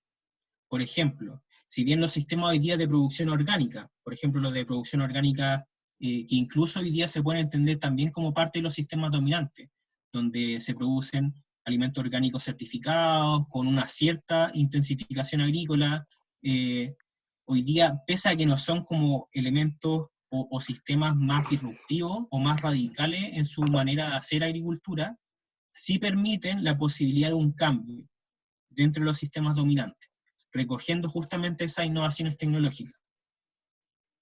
Y lo que plantean un poco también es buscar o plantearse la duda de, en un territorio determinado, cuáles son nuestros sistemas dominantes. Y ahí hace un enlace también a lo que pasa en Chile con el sistema alimentario a nivel de los productos vegetales o de hortalizas.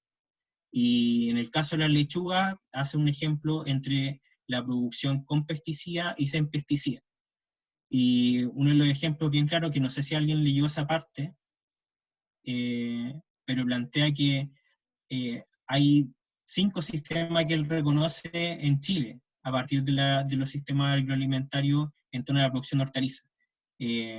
Aquellos más pequeños, de productores más pequeños, que están ampliamente distribuidos, pero que tienen una capacidad de producción menor, y que sí ocupan pesticidas o tienen una agricultura convencional, y otras grandes empresas, por otra parte, en el lado opuesto, que son más pequeñas en relación al número, que son pocas, pero que tienen una alta producción, dados los niveles de extensión de tierra, y que también tienen una agricultura convencional, versus sistemas más intermedios, que buscan tanto de proponer sistemas más agroecológicos a sistemas quizás más orgánicos de producción certificada, de que son como los sistemas intermedios que finalmente no tienen esa dominancia en el sistema, pero que sí atribuyen otras características, como por ejemplo puede ser una mayor intensificación ecológica del sistema, o por ejemplo una mayor inclusión social, a costa, por ejemplo, muchas veces de tener quizá un menor rendimiento o también un menor ingreso económico, pero que sí aportan de un sistema mucho más sustentable en ese sentido. Y cómo esas innovaciones tecnológicas o no tecnológicas que se pueden hacer en estos sistemas más intermedios pueden permear justamente en los sistemas más dominantes, pero que justamente también va a depender mucho de cómo se abren estas ventanas en relación a las tensiones que pueden existir dentro de los sistemas.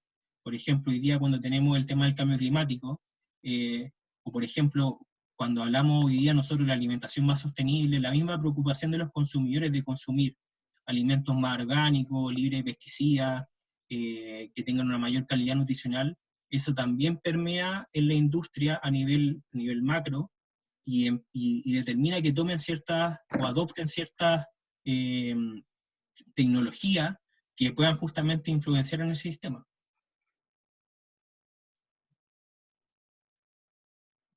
Pepo. Como primera cosa, no sé si están leyendo el texto, pero María es una de las autoras del texto y nos acaba de contar. Voy a hacer una buena interpretación de que no nos dimos cuenta antes, de que yo vi toda la afiliación de las personas y lo único que está en una institución chilena era el señor Buenchuleo que mencionamos. María escribió ahí un poco para que lo lean acerca de su intervención, que le da mucha pena no poder aportar a la conversa, más porque estaba sin micrófono. Y ahí desarrolla la respuesta a José, si podéis leerla. Muchas gracias, María, por estar. Gran coincidencia. Y gran paper, además. Yo quería mencionar dos cositas, como para propiciar debate también. Lo primero es que, un poco en la línea de lo que debatíamos antes, José, esta idea de cómo contestarle a tu papá, hay un tema de cómo funciona la ciencia en estos tipos de cosas que viniendo yo desde las ciencias sociales y las humanidades, como que me costó entenderlo, pero cuando uno se sienta a mirar los papers que evalúan, digamos, sistemas alimentarios y su desempeño, ya sea en niveles de sustentabilidad, impacto ambiental, como también en rendimiento, producción, uno se da cuenta que cuando se hacen la mayoría de los estudios que se han hecho para comparar sistemas digamos, modernos con los alternativos, están hechos en ciertas condiciones mayoritariamente. La mayoría se han hecho, digamos, en el norte del mundo, el norte global.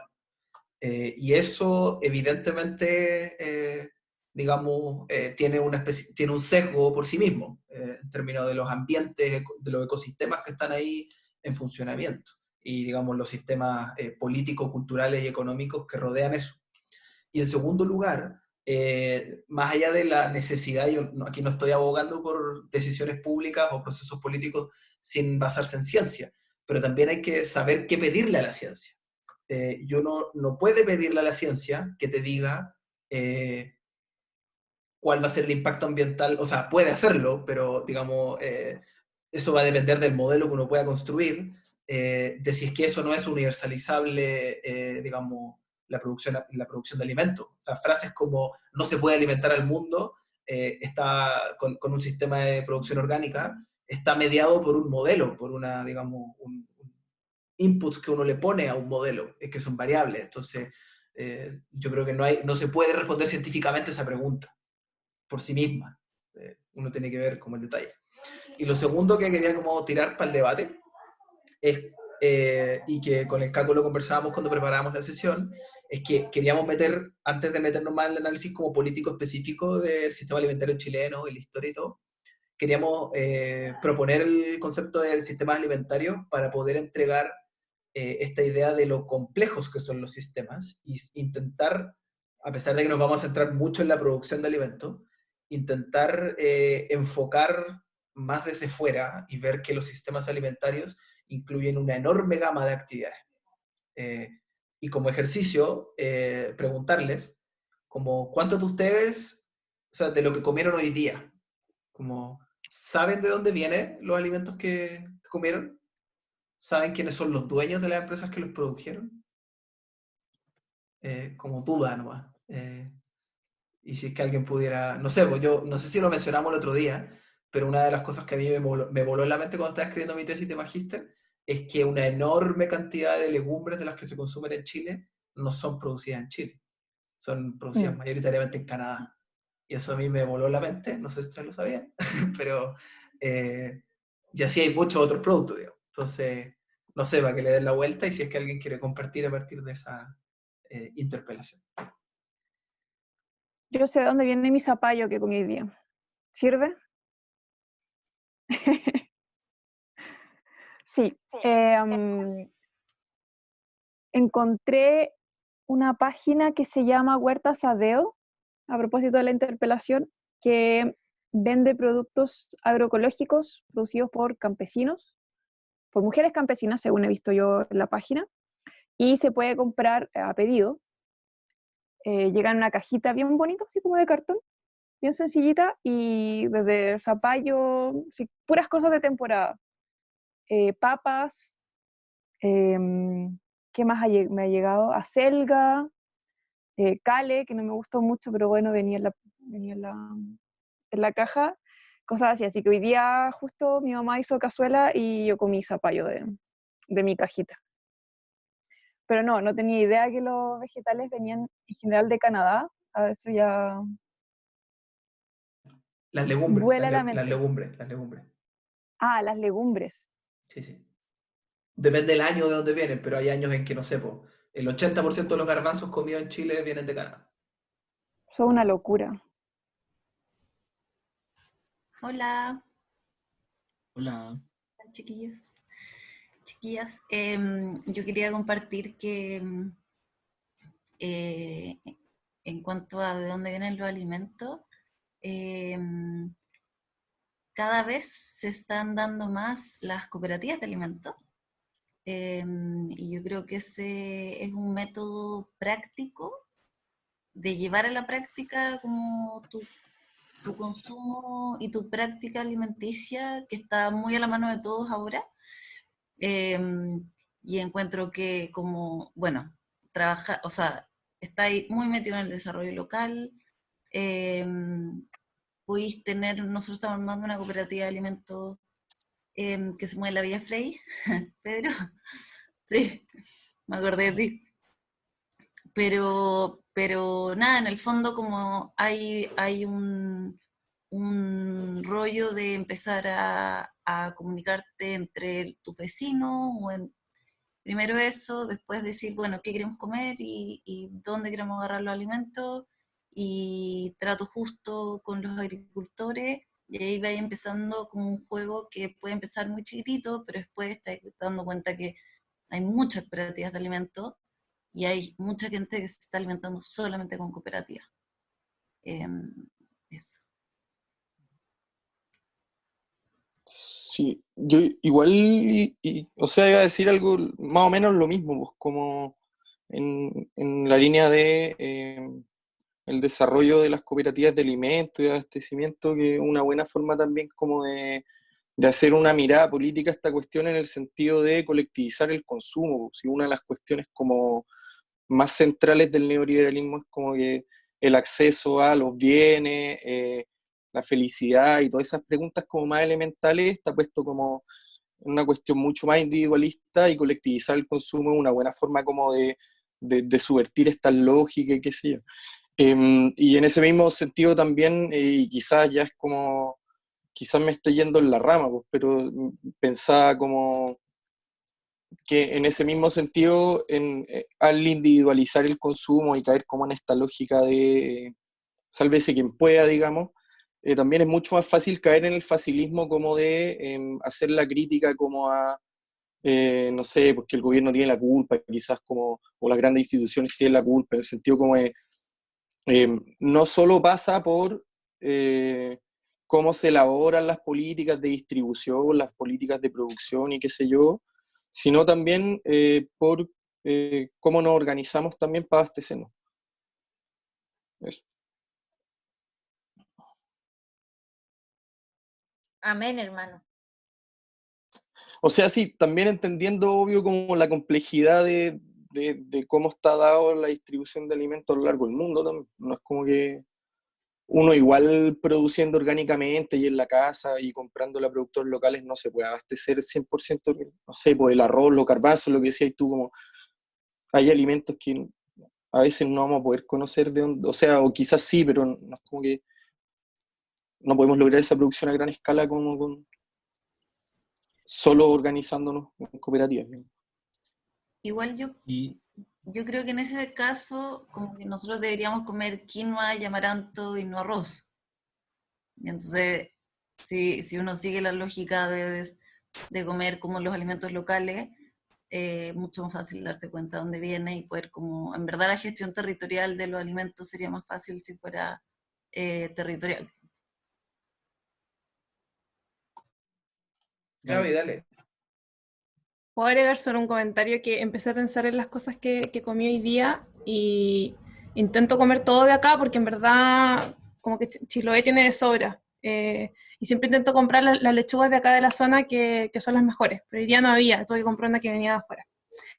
Pero ponte tú, me llama mucho la atención porque es un problema tan complejo y me gusta que acá vamos viendo cómo se van tejiendo todas esas dimensiones, como entre las decisiones de los consumidores, lo que está disponible, las políticas públicas. Pero, por ejemplo, acá cuando voy donde mi casero y compro manzana, en ninguna verdulería venden manzanas de Chiloé. Solo venden la típica manzana roja de afuera, pero las manzanas de acá las regalan. ¿cachai? Así como que la gente te pasa a dejar, como, ay, fui a mi campo y tenía una canasta de manzana y la gente hace empanadas de manzana, esta es la temporada. O sea, todo mayo y abril comí empanadas de manzana todos los días. Y puré de manzana y todo manzana. Pero no se venden, pues, ¿cachai? O sea, como la gente no paga por ellas, pero circulan mucho y se comen mucho. Y la manzana que compráis es la manzana roja de ninguna parte, como food from nowhere. Entonces es como súper raro, como digo, pucha, sería bacán que esa gente que tiene manzana las pudiera vender, pero después digo, igual, estos circuitos como paralelos de regalo, no sé, como que quedé pensando caleta en eso, el tema de las manzanas, que pasa un poco como con las papas, aunque acá igual las venden las papas. Pero nada, eso también tiene que ver con, porque mi casero me decía, no, pero es que a la gente no le gusta la manzanita de campo, quiere la manzana roja, ¿sabes? Como perfecta. Y gente de acá, pues. Entonces, no, es súper complejo y sutil de ver cómo adaptar o cómo transformar esas prácticas. Eso. Yo quería agregar que también, bueno, un poco también hacer mención a María Contese, que está acá, que yo la vi en el texto, pero no se me pasaba por la cabeza que ella pudiera estar acá, como fue una total coincidencia. Agradezco las intervenciones que realizó. Y bueno, sumándome a que el texto es muy interesante, de lo que me queda el texto es justamente hablar de la complejidad que finalmente significa realizar cambios justamente en un sistema alimentario. No tengo el dato exacto, pero entiendo que los supermercados como el Jumbo, el Líder, cuando hablamos, por ejemplo, de tomate, son muy pocos de los productores de los cuales se abastecen, pudiéndose abastecer, por ejemplo, de las producciones de las mismas comunidades, pero está tan determinada la industria por ciertos parámetros de calidad, por ciertos parámetros de supuesta calidad, que cuán más bonitos se ven o cuán más brillosos se ven, que muchas veces no tomamos atención o no incluimos justamente a productores más locales en circuitos cortos o con alternativas más sostenibles. O por ejemplo también cómo a los agricultores, cuando hablamos de una agricultura más agroecológica o agricultura orgánica, también muchas veces cuesta más poder hacer un impacto con ese tipo de agricultura, porque los sistemas de certificación son carísimos, un agricultor, un pequeño agricultor no puede costear un sistema de certificación, lo puede hacer si está como relativamente asociado con otros productores, pero hoy día hay tantas falencias entre los mismos productores en cuanto a acceso a la educación, en cuanto a acceso a crédito, en cuanto a acceso a capacitación, que muchas veces no tienen, y ahí como el texto lo relata muy bien, como las estructuras de soporte que hoy día tenemos para este sistema alimentario, muchas veces los incentivos están puestos en otras partes y están puestos en la gran industria. Entonces, cuando uno quiere proponer una alternativa distinta, resulta muy complejo si es que no tiene ese apoyo institucional o ese apoyo ciudadano para poder permear dentro del sistema más dominante. Hoy día quizás como lo que se me viene más a la cabeza es, por ejemplo, el tema del desperdicio de alimentos, que gracias, no a Dios, pero gracias a como el movimiento social, hoy día sí tiene mayor cabida el tema del desperdicio de alimentos que antes. O por ejemplo, el tema de las dietas con menos consumo de carne. Hoy día vemos diferentes innovaciones que están relacionadas a ese tema. Pero también hay que cuestionarse justamente ese tipo de innovaciones, que no sea simplemente una especie de agricultura, entre comillas, verde, pero que sigue intensificando una manera de producir que no es sostenible, o hacemos un cambio más radical, que es justamente lo que plantea un poco el texto, de cómo esos cambios más radicales logran permear en los sistemas más dominantes, pese a lo difícil que pueda ser, pero que ese es como el objetivo principal que hay que lograr.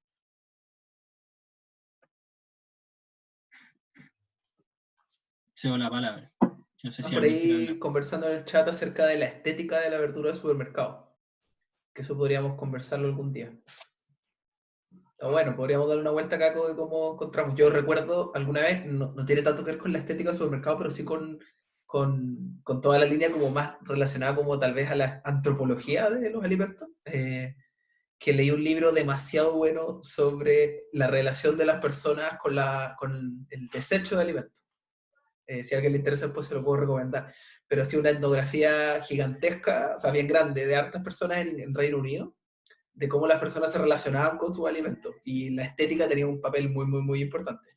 Y cómo la gente, fíjense si ustedes lo hacen también, cómo la gente tiene como un proceso de despojo de la comida que va a botar. Como que prepara comida y sabe que no se la va a comer, pero el resto que queda, pero lo deja igual en el refri y como que espera que se pudra y después lo bota. Y bueno, cosas de ese estilo que tal vez podría ser interesante igual explorar. Y eso que quizás también pasa porque consumidores no somos conscientes realmente de que somos parte del sistema. De que finalmente si es que yo prefiero una zanahoria que no es tan bonita, finalmente la calidad nutricional o como alimento va a ser la misma. Es una cuestión meramente estética muchas veces. Pero si no somos conscientes de justamente un cambio tan pequeño, no nos damos cuenta que hoy día en los campos se puede descartar fácilmente un 10% de la producción y se va toda la basura. No quiero mencionar la empresa, pero conozco una empresa muy de cerca que hoy día produce alimentos orgánicos y la vende principalmente a las cadenas de supermercados Cencosud.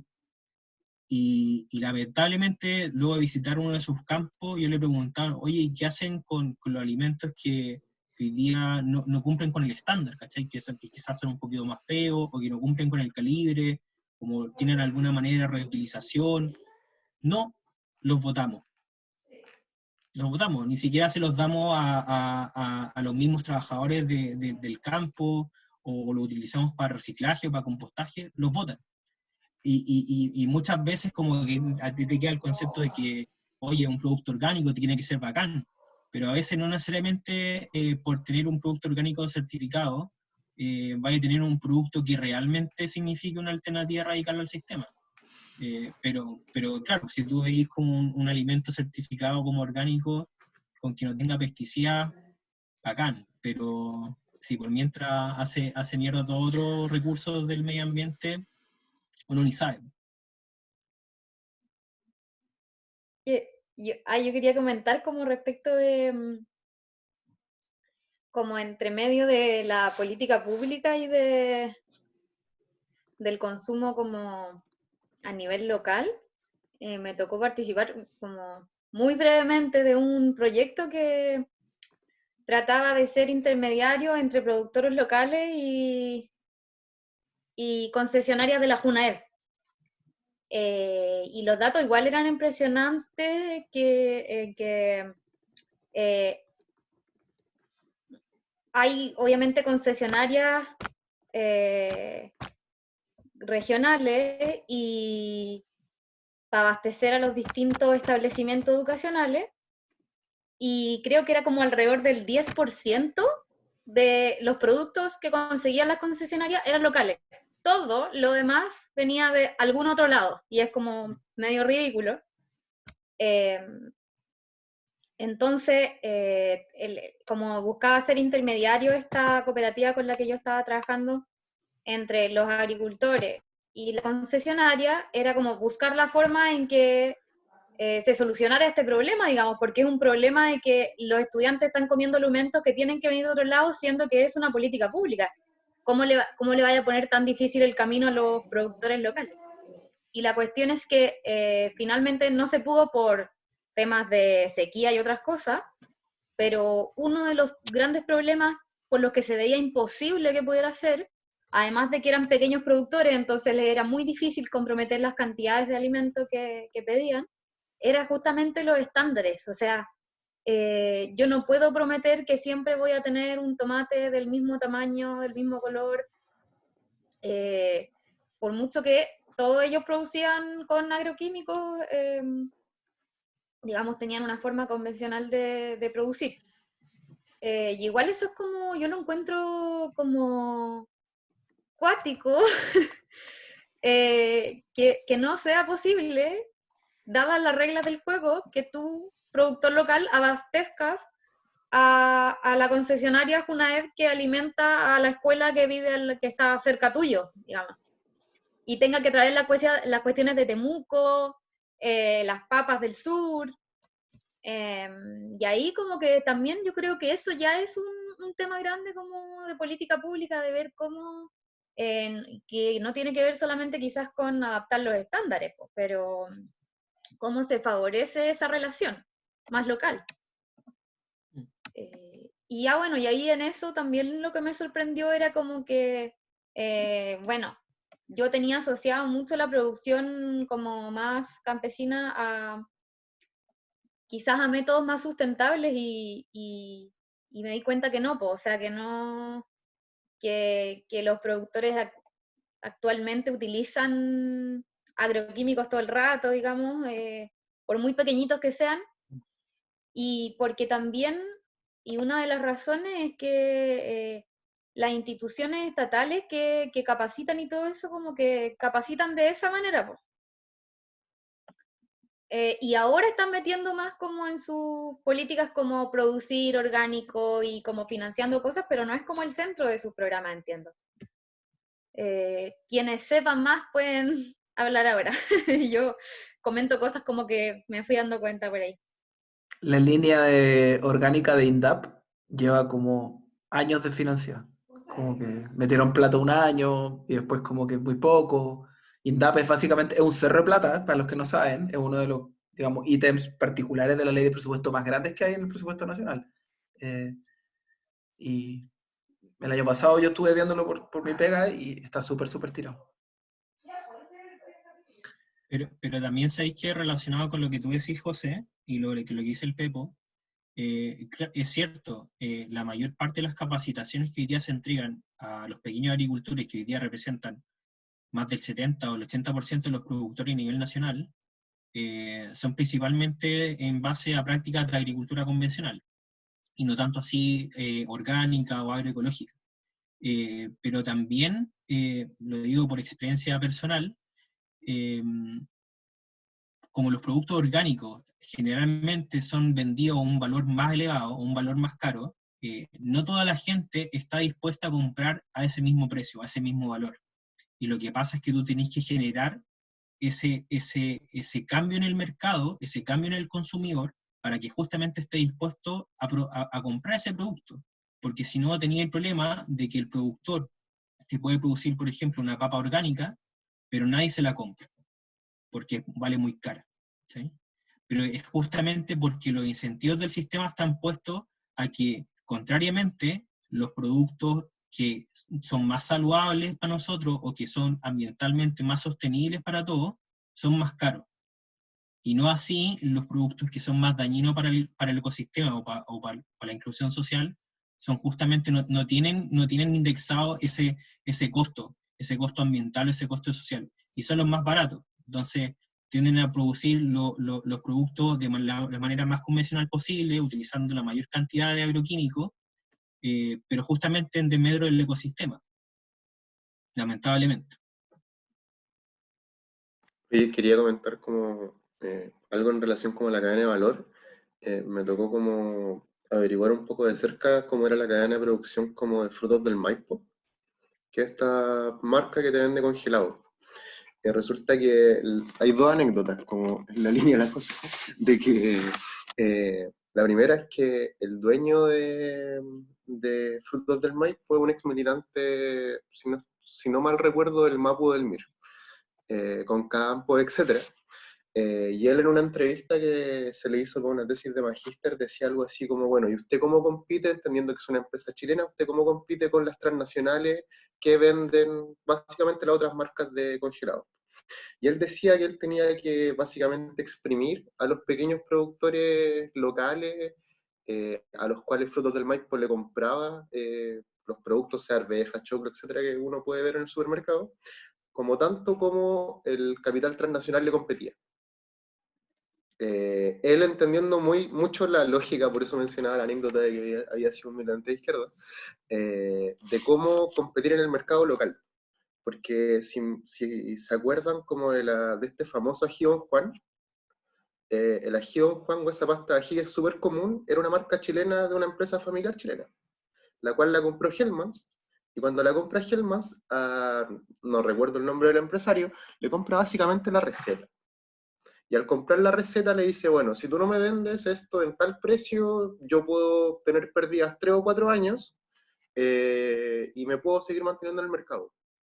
Entonces, ahí es donde, según lo que yo entiendo, como un poco de esta conversación sobre la cadena de valor, es donde entran, por ejemplo, en Europa las subvenciones o la protección o la política de seguridad alimentaria a los pequeños agricultores, que en el fondo te asegura que al mercado no entren cierto tipo de productos, o que a pesar de tener excedentes que no se puedan vender a un buen precio, el precio esté de alguna manera comprometido o fijado. Y es muy interesante cuando uno se da cuenta, como en esta como conversación sobre la estética, de que lo que este caballero como dueño de Frutos del Maipo decía era que si la arveja no medía, no sé, 5 centímetros o milímetros, él no la compraba, y eso quedaba asegurado en el trato con el campesino, con el pequeño productor. Entonces, si el pequeño productor no cumplía, no era básicamente que no pudiera vender, sino que todo lo que hizo lo perdió. Entonces, como, si bien es un poco triste la anécdota, da a entender, como un poco graficar cómo funciona un poco, en el fondo, esa competencia, que uno la vive día a día, y obvio que como comprando cosas más orgánicas o que uno sepa de dónde vienen, sí se pueden hacer ciertos cambios, porque en el fondo así nacieron los sistemas de certificación. Bueno, y mediados por la gran industria también, pero eso.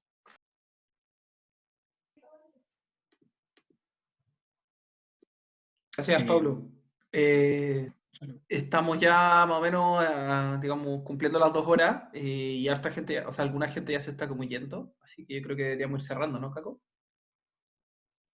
Sí, yo creo que deberíamos quizás como sacar alguna impresión. Me quedaría con alguna impresión como breve de cada uno, de qué es lo que se quedan respecto a los conceptos que vimos hoy día, de tanto régimen alimentario como los sistemas alimentarios.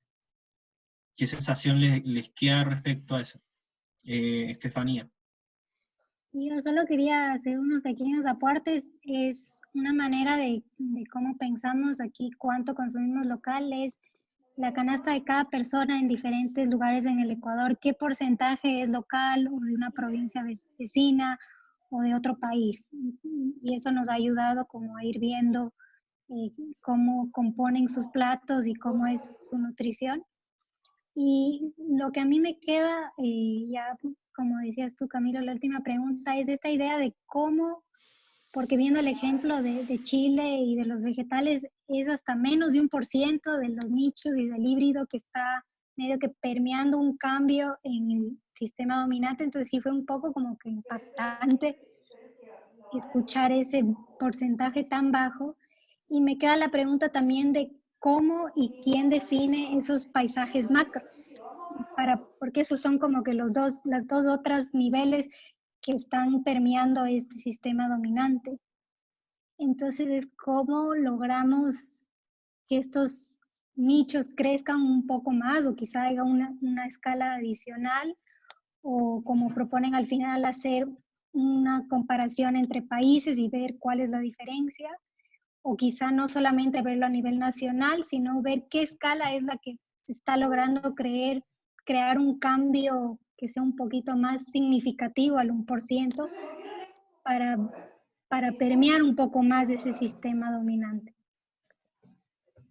Gracias, Estefanía. ¿Alguien más quiere dar unas palabras al cierre de con qué se quedan respecto a estos 2 textos de hoy?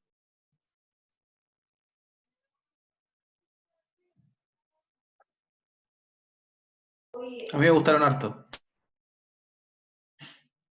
A mí también. Tengo que leer, pero me cuesta mucho leer en inglés, así que me sumo a la petición que alguien puso ayer en los mensajes. Me demoro como 3 veces un texto en español. Así que... Te estamos si se capacitando, puede hacer ese José. esfuerzo. ¿Ah? Te estamos capacitando.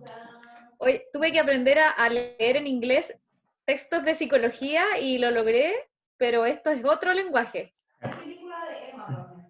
No, sí, me gusta aprender, pero puede ser uno en inglés y uno en español, algo así más, un poco más amigable. Los temas que se vienen ahora van a dar harto más texto en español. Ya. Gracias. Vamos a compensar. Y no sé si hay alguno, Javier, Gabriela, Paulo. Sí, a mí igual me gustaron harto, me pasó un poco parecido a la José, que de repente no retuve mucho, pero la discusión que se pudo generar estuvo muy buena. Así que agradecido la instancia, ¿no? Bacán. Bueno, esperamos que sigas participando entonces en las próximas sesiones. Gabriela, Paulo.